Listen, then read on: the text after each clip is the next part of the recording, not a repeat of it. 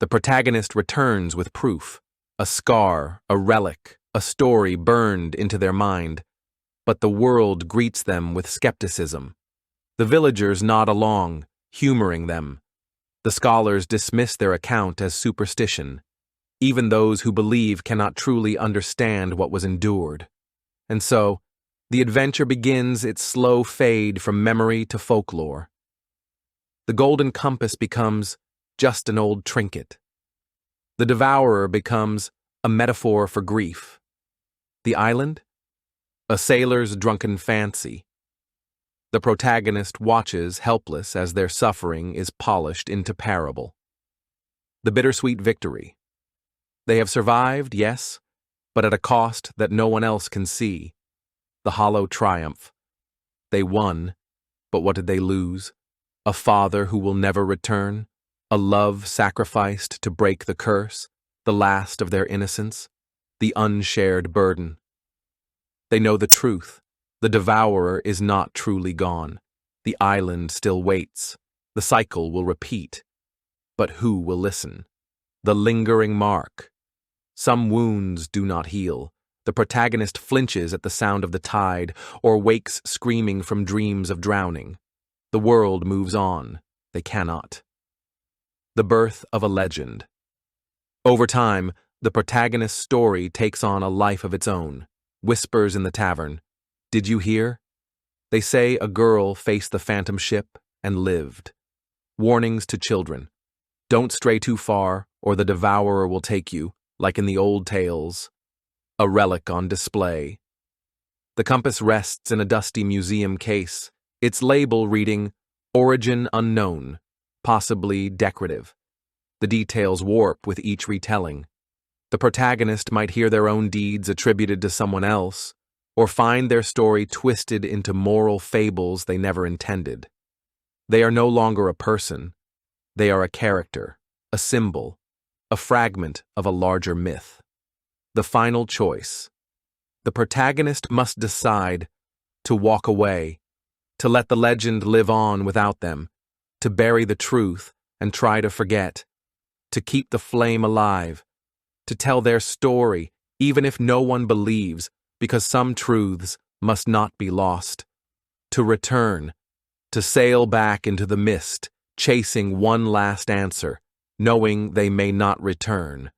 Why this ending haunts us, because it is the fate of all great stories. They outgrow their tellers. They become warnings, inspirations, shadows flickering at the edge of understanding.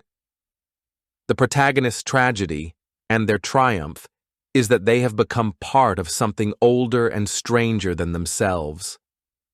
And perhaps, centuries later, another fool will hear their tale and set sail, to face the devourer, to find the island, to write the next chapter in a myth that never truly ends. Have you ever felt like someone was watching you, even when you were alone? Now imagine this.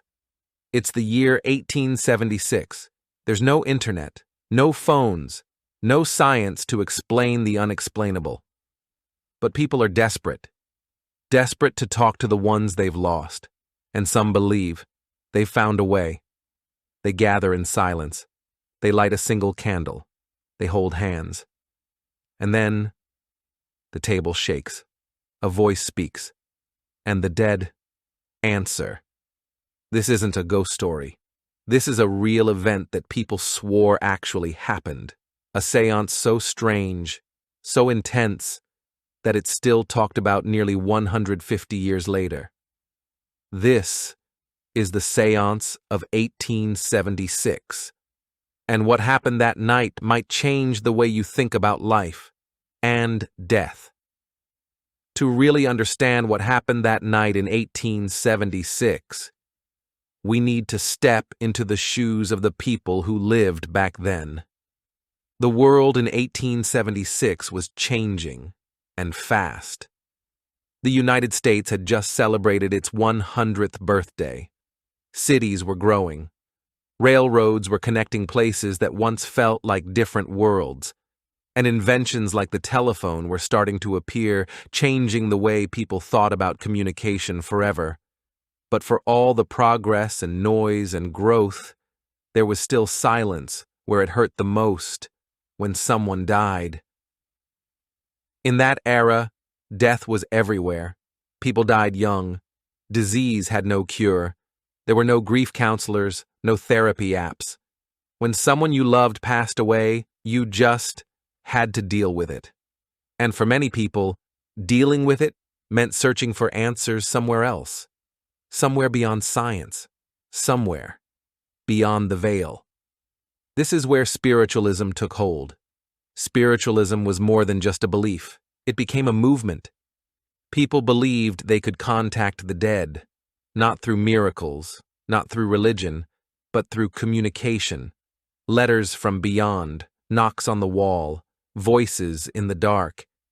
And this wasn't just a few people whispering in basements. It was massive. By the mid-1800s, there were tens of thousands of practicing mediums in the US and Europe. Even Abraham Lincoln's wife, Mary Todd Lincoln, was known to attend seances in the White House after losing their son. For many, spiritualism was hope. For others, it was healing. And for some, it was show business. Yes, not everyone believed. In fact, a lot of people thought mediums were frauds, clever tricksters who used hidden wires, trap doors, and ventriloquism to fake contact with the dead. But here's the thing. Even skeptics couldn't deny the emotional pull of a seance, the dim light, the hushed voices, the feeling that something was in the room with you. It didn't matter if it was real, it felt real. And that brings us to Eleanor Vale, a woman who would become both feared and admired for her connection to the other side. She wasn't the most famous medium in the country, but in her town, people whispered her name like a secret. They said she could tell you things no one else knew. They said she didn't just talk to spirits. She listened. And so, when a group of grieving townspeople came to her one stormy night in 1876, hoping for one last conversation with someone they'd lost, Eleanor agreed to help. And what happened next would blur the line between reality and something much, much stranger. Her name was Eleanor Vale, but around town most people simply called her the Listener. She wasn't famous. She didn't travel from city to city or charge fortunes for readings. She lived in a quiet, ivy-covered house on the edge of town, surrounded by trees that never seemed to lose their leaves. To some, she was a mystery. To others, a lifeline. People said she had a stillness about her, like she was always halfway in another world. She didn't speak unless she had something to say. She never made grand claims. But if you sat with her just once, you felt something different. There were whispers that she had been this way since childhood, that after a near-death experience during a fever, she came back changed, able to hear things, sense things. Some claimed she could answer a question before you even asked it. Others swore she knew details about their dead loved ones, names, phrases, memories that no one else could have possibly known. She didn't seek attention. In fact, she avoided it. But grief has a way of finding people like Eleanor. And when word spread about her abilities, the visits began. Quiet knocks at her door, tearful faces, people desperate for closure. Eleanor never promised anything. But one thing was always true. When she spoke during a seance, the room went cold, the air went still, and no one, not even the skeptics, could deny the feeling that someone or something was listening back. It was a damp, cold evening, October 13th, 1876, when 7 people gathered inside Eleanor Vale's parlor. The rain had been falling all afternoon, and by nightfall the wind had turned sharp, rattling the windows like someone tapping to be let in. The room was dim, lit only by a single candle in the center of a wooden table. Heavy curtains were drawn across the windows. A clock ticked steadily in the background, too loud in the silence. Those who came weren't thrill seekers. They were broken people, mothers who'd lost children, widowers clinging to fading memories, friends with unanswered questions. Their eyes were hollow. Their hands trembled slightly as they reached out and joined palms, forming a human chain around the table. Eleanor stood quietly in the corner, watching. She didn't speak at first. She simply closed her eyes, took a deep breath, and slowly stepped into the circle. Her voice was soft, almost too soft to hear. "If there is a spirit among us, you are welcome here. We ask for peace and truth. Show us you are with us." And then, nothing. Just the wind. Just the flickering flame. Just breath, shaky and shallow. Seconds passed. Then a minute. The kind of silence that makes you uncomfortable, that makes your thoughts louder than they should be. And then, a sound. Knock. One sharp knock against the wall. Nobody moved. Knock. Knock. This time, it came from under the table. One of the women gasped and pulled her hands to her chest. But Eleanor stayed calm, her eyes still closed. "We hear you," she whispered. "Who are you?" The candle flickered. The air grew noticeably colder. One of the men, the town blacksmith, claimed he felt a hand brush the back of his neck. He tried to laugh it off, but his face went pale. Then Eleanor began to speak. But the voice didn't sound like hers. It was younger, sadder, distant. "My name is Samuel," it said. "I didn't mean to die. Tell my mother I forgive her." And just like that, the room shattered into stillness. No one breathed. No one spoke. A woman at the table began to cry, quietly at first, then fully, her hand trembling in another's. Her name was Clara, and she had lost her son, named Samuel, just months before. He had drowned in the nearby creek, and no one, not even Eleanor, could have known that detail. From that moment on, the seance felt different, more real. The knocks continued, sometimes in patterns. The candle flame would stretch, as if reaching toward someone unseen. At one point, the table trembled, not violently, just enough that everyone felt it. The entire seance lasted less than 20 minutes, but to the people in that room, it changed everything. When it was over, Eleanor opened her eyes. Her face was damp with sweat. She looked older, exhausted. No one said much as they left. Some hugged, some avoided eye contact. But every single one of them would later swear on their lives that something had spoken to them that night. And none of them would ever forget the name Samuel. The morning after the seance, the town felt off. It wasn't something you could see exactly. The streets were still muddy from the rain. The sky was still gray, blanketed in clouds that refused to move. But there was a heaviness in the air. The kind that makes people speak a little softer, move a little slower, and glance over their shoulder a little more than usual. Word of what happened at Eleanor Vale's house didn't just spread. It echoed. It moved through the town like a chill draft under a closed door. Whispers passed from baker to customer, from mother to neighbor, from pew to pew in the old stone church. No one knew everything, but everyone knew something. A voice had spoken. A spirit had answered. A child had come back, if only for a moment. Some people believed it without question.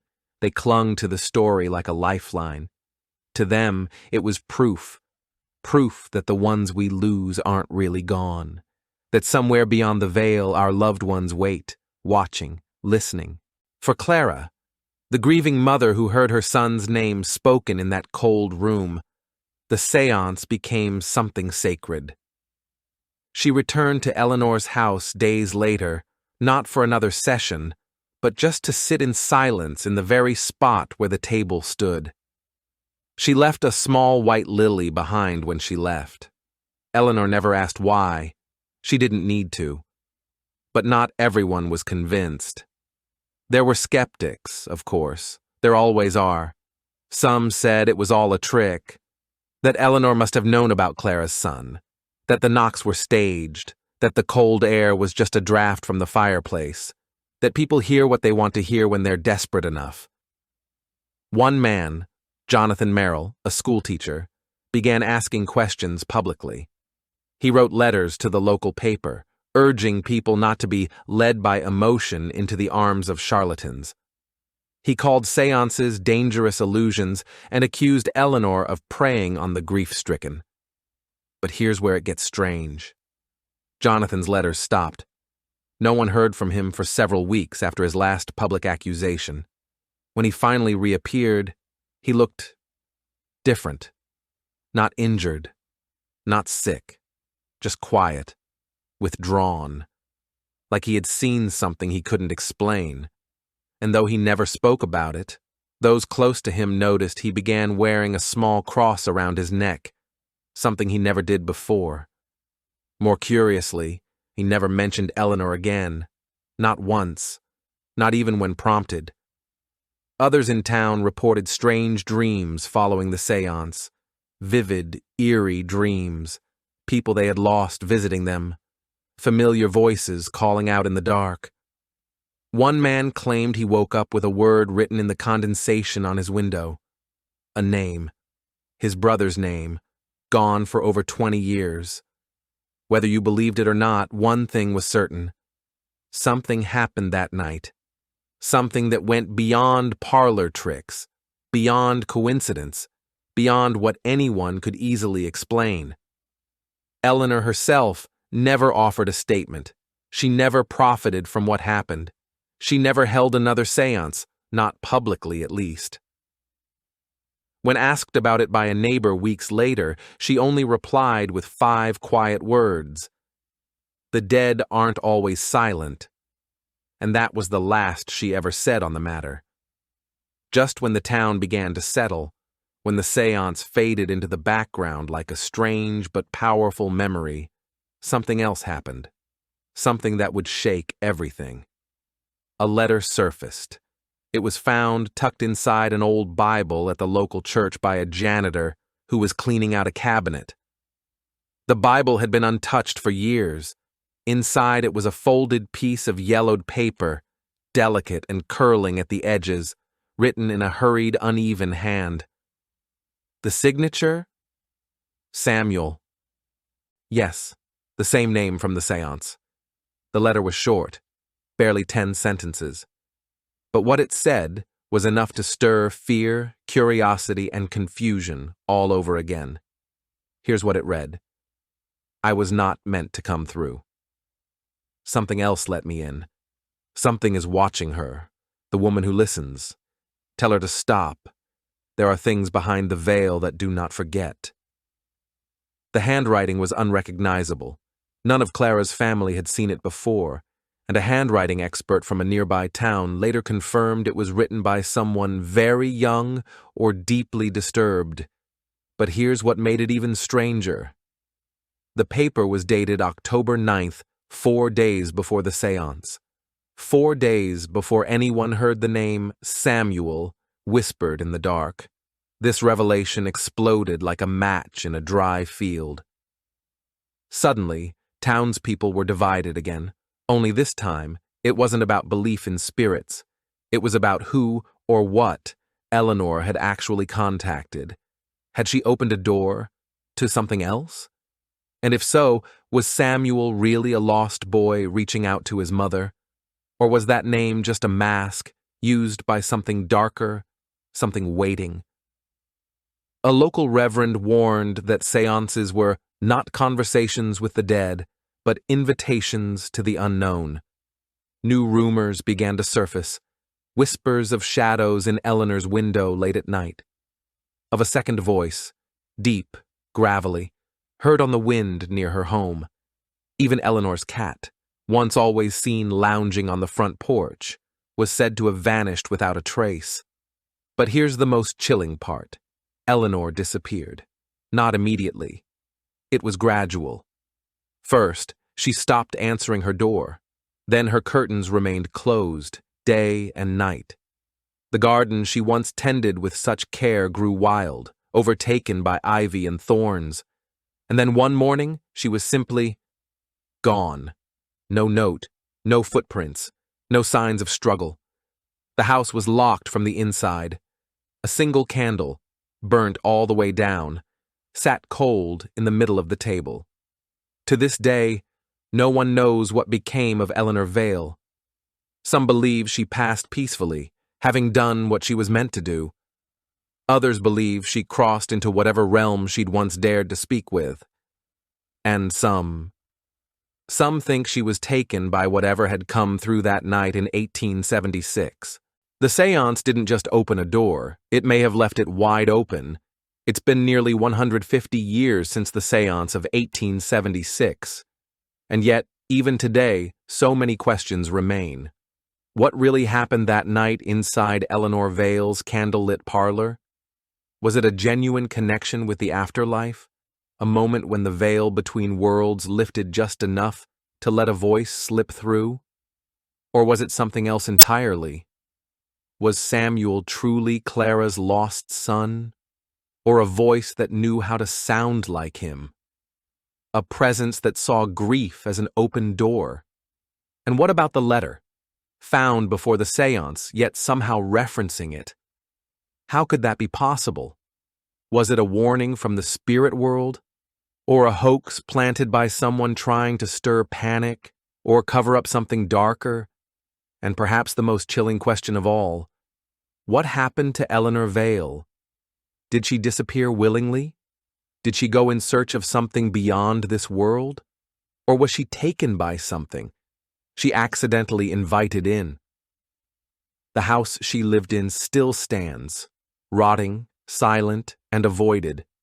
Locals say no birds perch on its roof, no animals go near the property. Some even claim the front door still unlocks itself on foggy nights. No one has dared to live there since. And here we are, all these years later, still asking, still wondering, still watching the candlelight flicker in the dark corners of our imagination. Maybe Eleanor wasn't the only one listening. Maybe something else still is. So what do we take away from the seance of 1876? Is it a ghost story? A historical curiosity? A warning? Maybe it's all of those things, or maybe it's something we're not meant to fully understand. What we do know is this: people were changed, not just by what they saw, but by what they felt. A name whispered in a cold room, a table that trembled without reason, a letter that shouldn't have existed, and a woman who listened to more than just the living. Whether you believe in spirits or not, stories like this one stick with us for a reason. Because deep down, all of us have questions about what happens after, about the ones we've lost, about whether the silence we hear is ever really empty. Maybe that's why we tell these stories, not just to scare ourselves, but to explore the edges of what we can't explain. So tonight, as you turn off the lights and sit in the quiet, ask yourself, if the dead could speak, would you be ready to listen? Thanks for watching. If you found this story chilling, fascinating, or just plain weird, leave a comment below. Let's talk theories, let's talk mysteries, and most importantly, subscribe for more strange stories. Because this world is far stranger than we think. Thanks for watching. If you enjoyed this video, hit that like button, subscribe, and ring the bell for more. Let me know your thoughts in the comments. I'd love to hear from you. See you in the next one. Bye for now.